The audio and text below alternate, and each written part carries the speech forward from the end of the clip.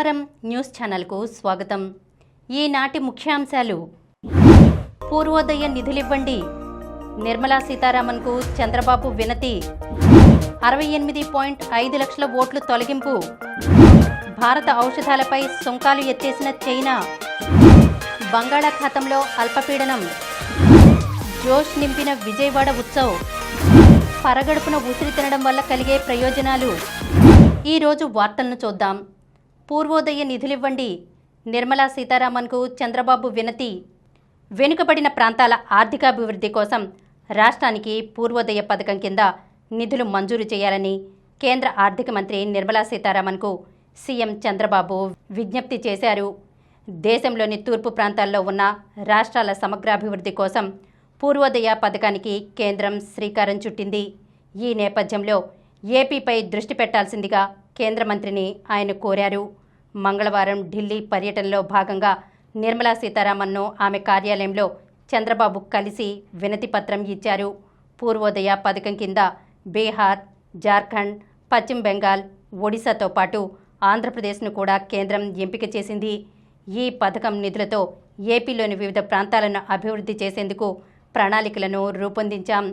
రాయలసీమలో హార్టికల్చర్, ఉత్తరాంధ్రలో కాఫీ పంట ఉత్పత్తులు, జీడి కొబ్బరి తోటలు, కోస్తాంధ్రలో ఆక్వాకల్చర్ను ప్రోత్సహించేలా ప్రణాళికలు రూపొందించామని వినతి పత్రంలో పేర్కొన్నారు.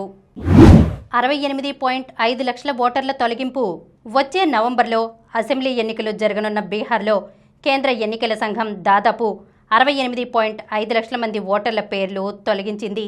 గత జూన్ 24న 7.89 కోట్ల మంది ఓటర్లుండగా మంగళవారం ప్రకటించిన తుది జాబితాలో 7.42 కోట్ల మందే ఉన్నారు. ఓటర్ల ప్రత్యేక సమగ్ర సవరణ తుది జాబితాలోనూ మరో 3.66 లక్షల మంది పేర్లను తొలగించడంతో పాటు కొత్తగా 21.53 లక్షల మందిని జత చేసింది. కేంద్రంలోని అధికార బీజేపీ ఆదేశాల మేరకే బీహార్లో పౌరసత్వ తనిఖీ తరహాలో ఎస్ఐఆర్ నిర్వహిస్తోందని విపక్షాలు దుమ్మెత్తిపోశాయి. కానీ ప్రతిపక్షాల ఆరోపణలను ఈసీ నిర్ద్వంద్వంగా తిరస్కరించింది. దీంతో పౌరసత్వ తనిఖీ తరహాలో ఎస్ఐఆర్ను ఈసీ నిర్వహిస్తోందని, దీనికి చట్టబద్ధత ఉందా అని సుప్రీంకోర్టులో పలు పిటిషన్లు దాఖలయ్యాయి. కాగా 3 నెలలు సాగిన ఎస్ఐఆర్ తర్వాత గత ఆగస్టు 1వ తేదీన ప్రకటించిన ఓటర్ల జాబితాలో 65 లక్షల మందిని తొలగించింది. భారత ఔషధాలపై సుంకాలు ఎత్తేసిన చైనా. అమెరికా సుంకాల బాదుడు నేపథ్యంలో భారత ఫార్మా రంగానికి ఊరటనిచ్చేలా చైనా కీలక ప్రకటన చేసింది. భారత్ నుంచి తమ దేశానికి దిగుమతయ్యే ఔషధాలపై దిగుమతి సుంకాన్ని పూర్తిగా ఎత్తేసింది. భారత్ నుంచి వచ్చే ఔషధాలపై ఎన్నాళ్లు 30% దిగుమతి సుంకాన్ని వసూలు చేసిన చైనా ఇప్పుడు దానిని 0 చేస్తున్నట్లు ప్రకటించింది. దీంతో భారత ఫార్మా పరిశ్రమలు ఎలాంటి దిగుమతి సుంకాలు చెల్లించకుండానే తమ ఉత్పత్తులను చైనాకు ఎగుమతి చేసుకోవచ్చు. తమ దేశానికి దిగుమతయ్యే బ్రాండెడ్ ఔషధాలపై 100% దిగుమతి సుంకం విధిస్తామని అమెరికా ప్రకటించిన నేపథ్యంలో చైనా తీసుకున్న ఈ నిర్ణయం భారత ఫార్మా రంగానికి కొత్త శక్తినిస్తుందనే అభిప్రాయాలు వ్యక్తమవుతున్నాయి. చైనా నిర్ణయంతో భారత ఫార్మా రంగం మరింత విస్తరించనుందని, అంతర్జాతీయ ఫార్మాస్యూటికల్ మార్కెట్ రూపురేఖలు మారనున్నాయని విశ్లేషకులు అంచనా వేస్తున్నారు. బంగాళాఖాతంలో అల్పపీడనం. ఉపరితల ఆవర్తనం ప్రభావంతో మంగళవారం పశ్చిమ మధ్య బంగాళాఖాతంలో అల్పపీడనం ఏర్పడింది. దీనిలో ఉపరితల ఆవర్తనం కూడా విలీనమైంది. అల్పపీడనం వాయువ్యంగా పయనించి గురువారం నాటికి ఉత్తర కోస్తా, దక్షిణ ఒడిశాకు ఆనుకుని పశ్చిమ మధ్య వాయువ్య బంగాళాఖాతంలో ప్రవేశించి వాయుగుండంగా మారనుంది.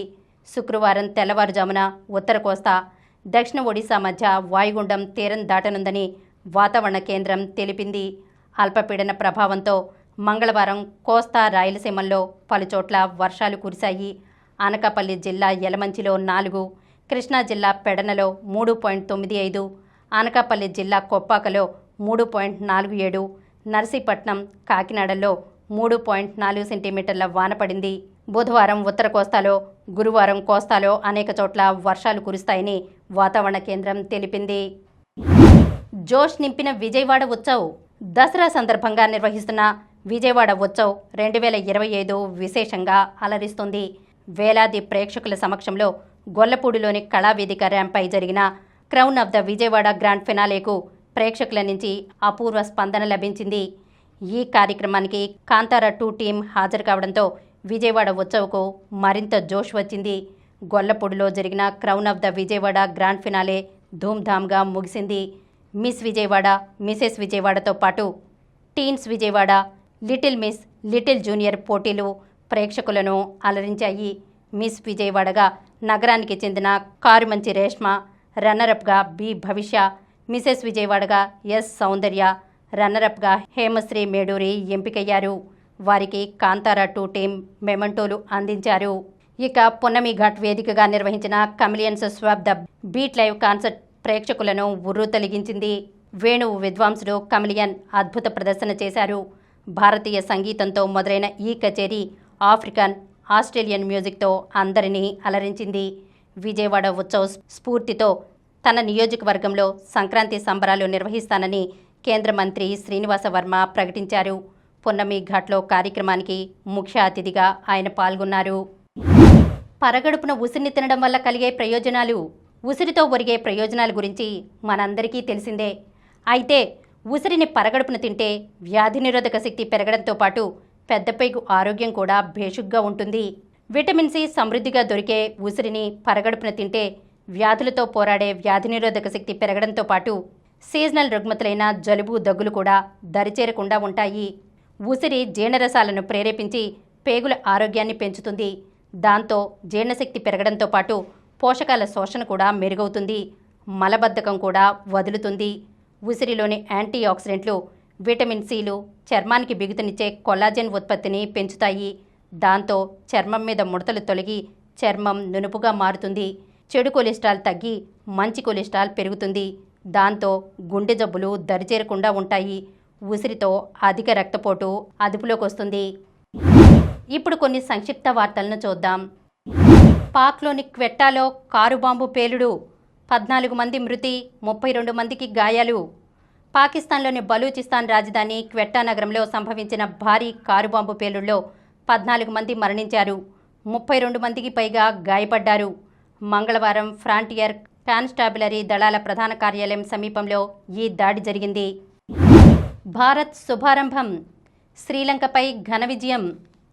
మహిళల వన్డే వరల్డ్ కప్లో తొలి టైటిల్ వేటను భారత్ ఘనంగా ఆరంభించింది. దీప్తి శర్మ ఆల్రౌండ్ షోతో అదరగొట్టగా మంగళవారం శ్రీలంకతో జరిగిన ఆరంభ మ్యాచ్లో డక్వర్త్ లూయిస్ పద్ధతిన 59 రన్స్ తేడాతో నెగ్గింది. Sumit hattrick. World para athletic javelin త్రోలో ఫేవరెట్ సుమిత్ అంటిల్ వరుసగా 3వ పసిరి సాధించగా F44 విభాగంలో సందీప్ సంజయ్ సాగర్, సందీప్ చౌదరి స్వర్ణ రజితాలు కొల్లగొట్టారు. మంగళవారం జరిగిన పురుషుల F64 ఫైనల్లో సుమిత్ 71.37 మీటర్ల దూరం విసిరి టాప్లో నిలిచాడు. నెట్స్లో చెమటోడ్చిన టీమిండియా. ఆసియా కప్ విజేతగా నిలిచిన భారత్ స్వదేశానికి చేరుకున్న వెంటనే వెస్టిండీస్తో 2 టెస్టుల సిరీస్ కోసం ప్రాక్టీస్ ఆరంభించింది. మంగళవారం జరిగిన నెట్ సెషన్స్ నుంచి బుమ్రా, కుల్దీప్, అక్షర్ విరామం తీసుకోగా మిగతా టీం 3 గంటల సాధన చేసింది. జూనియర్ షూటింగ్ వరల్డ్ కప్లో హిమాన్షు జోడీకి పసిడి. జూనియర్ షూటింగ్ వరల్డ్ కప్లో భారత క్రీడాకారుల జోరు కొనసాగుతోంది. మంగళవారం జరిగిన పోటీల్లో భారత్కు ఓ స్వర్ణం, రజతం, కాంస్యంతో కలిపి 3 పతకాలు దక్కాయి. 10 మీటర్ల ఎయిర్ రైఫిల్ మిక్స్డ్ టీమ్ ఈవెంట్లో భారత ద్వయం హిమాన్షు, ఈషా అనిల్ తక్సాలే విజేతగా నిలిచింది. మరిన్ని వార్తా విశేషాలతో రేపటి సమరం న్యూస్ ఛానల్లో మళ్ళీ కలుద్దాం. ప్రతిరోజు వార్తా విశేషాల కోసం అనతి కాలంలోనే 20 కోట్లకు పైగా వ్యూస్ సాధించిన సమరం ఛానల్ సమర్పించు సమరం న్యూస్ ఛానల్కు సబ్స్క్రైబ్ చేయండి, లైక్ చేయండి, మీ ఫ్రెండ్స్కి షేర్ చేయండి. అలాగే ప్రక్కనున్న గంట సింబల్ని ప్రెస్ చేయడం మర్చిపోకండి.